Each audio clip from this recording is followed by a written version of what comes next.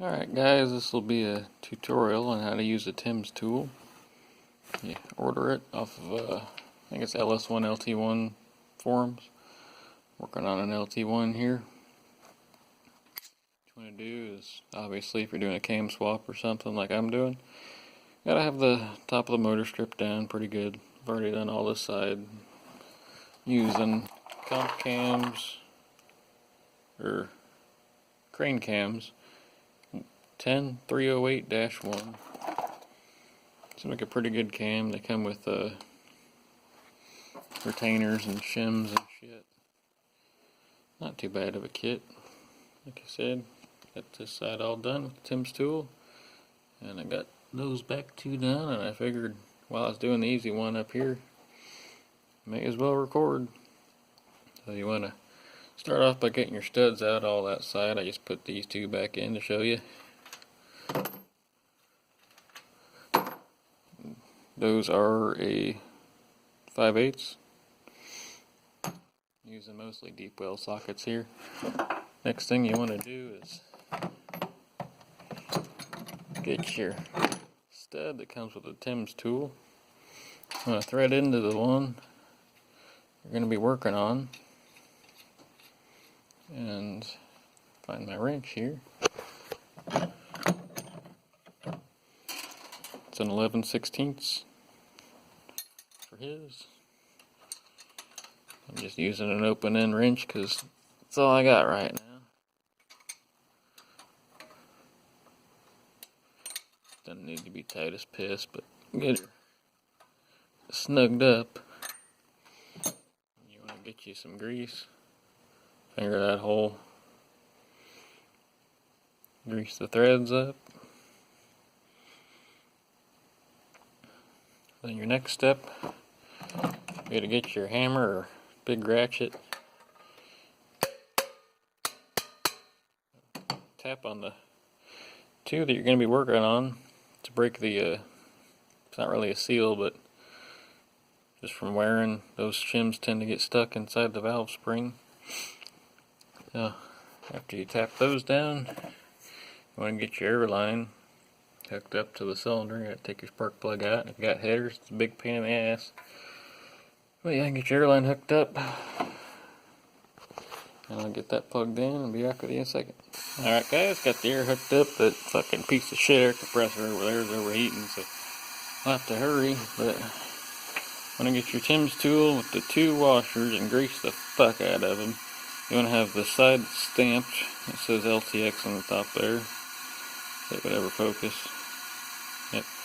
You want to have that facing up. That are on there like that. Get you a 3/4, I believe. Yep, 3/4. Slide that under the back of it. Just clean the ass with one hand. Okay. You're slid under the back there. You find your nut. Comes with the kit. Where'd I put it? There it is on the head. It doesn't matter which side you use of it. I've been using the side that's worn the most. Thread that on there as far as you can. Try and find the right size socket. Not 5/8. Not 16 mil.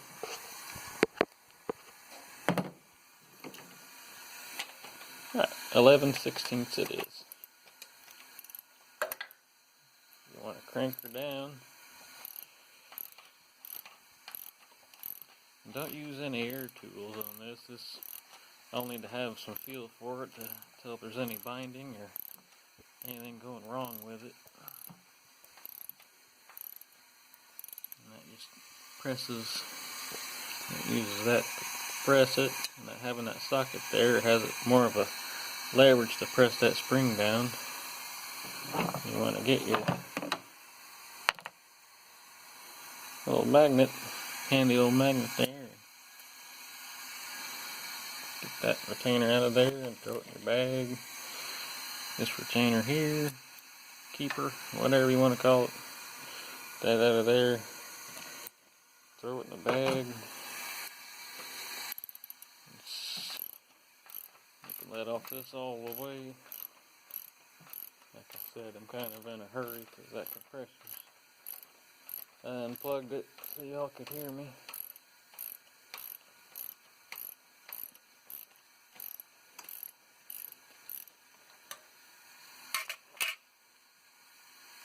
Okay, now that that's all unhooked off of there, you can hear the air leaking down there somewhere. Probably just the rings. This car's got 160,000 miles. All the miles I put on it, it's been pure abuse. Get your spring off of there, throw it in the bag. I've been using to get the seal right there off. Just a pair of needle nose vice grips. You don't want to crank on them too hard, or else bind it up and you can't get out of there. Just enough to pinch it. Maybe a little more than this. Just work it back and forth until she's loosened up. And pull straight up. And there it is. Throw that in your bag of useless shit. And grab the magnet again just because it's handy.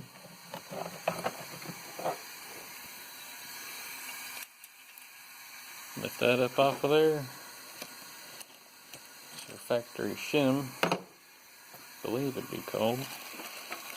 Grab your new shim. You only get one. Not two. Two's bad. Throw her on there. I like to just get her centered as I can.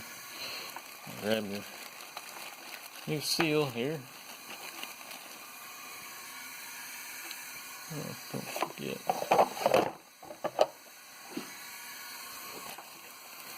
I don't know where in the fuck I put mine there. With this piece, it'll come with your seals. You slide that over the tip of the valve, just like that. And that covers up that groove. So you stick your finger in here and rub some oil on it. Press it down, and that sleeve helps it from catching on the keeper groove up here. So you want to press it down as far as you can with your hands and get you a socket that matches the outside pretty well. Not on the rubber, but I've been using a 16mm go on the outside of it. And this might be loud, but tap down on it so you can hear a more metallic sound where it's bottomed out. Make sure you didn't fuck up your spring on it like I did this one. I smashed it down too hard and that one's jumped now. And get your sleeve back off of there. Your new spring on. And you want to back your tool down to just one washer on there. Make sure you got plenty of grease up there. It says in the directions, the more grease you got, the easier it is. Because these act like bearings. Slide up against there. Slip that up on there. Again, I've been using the more worn side down with some threads. And then the instructions, it says to use a closed end wrench just on the other end. Help out. I don't know if it actually does, but that's what they say to do, and I'm all for making it easier on myself. And you want to get your socket back out, move it to a tighten setting.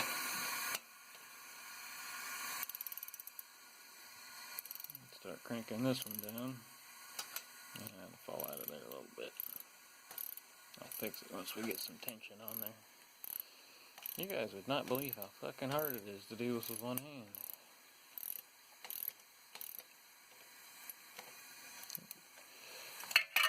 Got some tension on there. I can move this around now. Hopefully it stays there for a little bit. No, no. Fuck it. We'll see how it does. Crooked like that.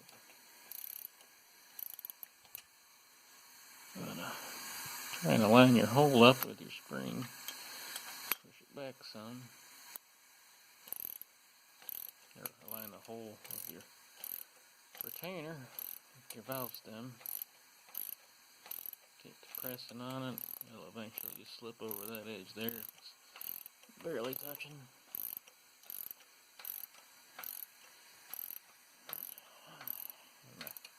Stem wrench fell out of there, so we will see how hard it is without it pressing up against the back of the head there. Keep cranking all day long. So you think you got enough room to put some keepers in.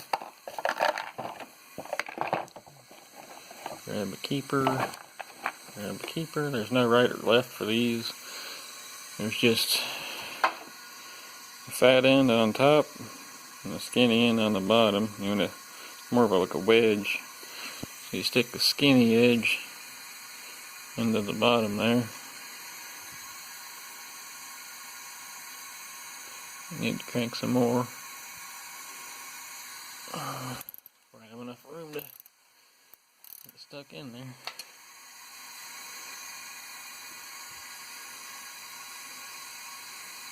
Alright, that one's on there. It's got plenty of room, almost too much room. Got grease on your hands too, it'll help keep those little retainers in place. Just feel where they lock in on the valve stem there. You start letting up pressure. And if they stay in place and you loosen this up, it should let the valve spring come up. That'll act as a wedge and keep them in there. Mine's binding up.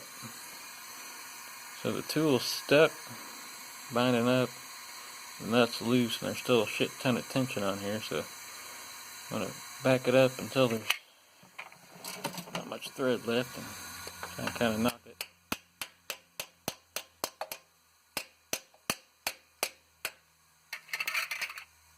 There we go. Keep coming up with it, check on our retainers. It might be alright. They'll be fine like that. Let's get them stuck on there. Tap this again.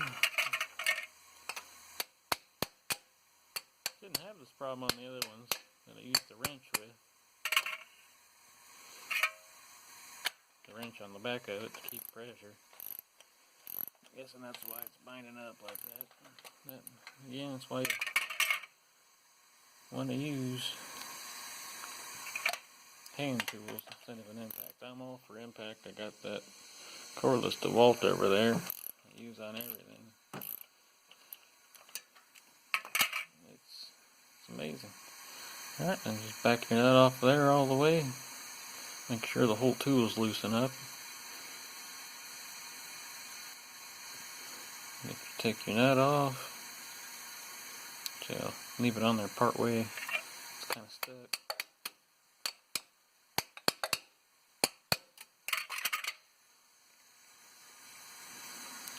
Yeah, she's stuck pretty good.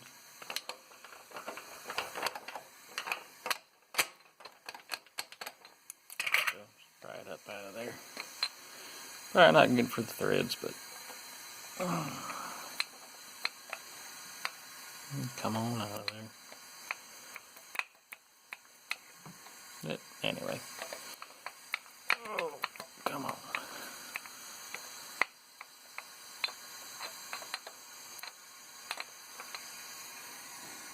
Set this nut off to the side. Now you should really keep that wrench in there. It makes it a hell of a lot easier. Try prying up on it again. There we go. Saw it break loose. Alright, there's your tool. Make sure to keep, I normally grease the bottom and in between the washers every time I start over in a new spring, but there's that one done. Take your stud out, it comes with Tim toolkit, and move it over to the next one. Do that one. There are all 16 of them. I'll be here a while more. And I don't recommend leaving your shit in here. You probably ought to put some rags in your intake ports. Keep from garbage flying in there. Yeah. It's just an old turd. Get me a walk around up it real quick. I'm all done with the Tim's tool. If you want to go, I understand. Got Trans Am wheels on it. My girlfriend bought me Sunoco stripes for the sides. Tinted tail lights. SLP loudmouth 2 exhaust. Put that cowl hood up there. Just take the hood off to make it easier. Running 150 Zex nitrous shot. Just some eBay aluminum valve covers. Painted up my intake and got it all back together. Probably get a new throttle body for it, just because that one's ugly as shit. I'm running used, surprisingly, 1.6 ratio crane cam gold roller rockers. Not sure what I'm going to do about push rods yet. Think about using these. They were the stock ones, but if you look on the end there, that dot, it'll focus. Come on. There you go. That dot, all those on top there. That means they're hardened from the factory. I think they did that till 95 or 96. Cheap ass cold air intake. Got a red leather interior. Doing the CompCam 503. Gotta send my PCM in to get tuned still. But figured I'd get it back together, make sure it's not gonna fucking blow up as soon as I start it before I send the PCM off. And just throw a 6-liter in it if it does. Well, end you with a shot of the old girl. Alright, thanks for watching. If you have any questions, feel free to comment. I'll probably reply. Y'all take care. Bye now.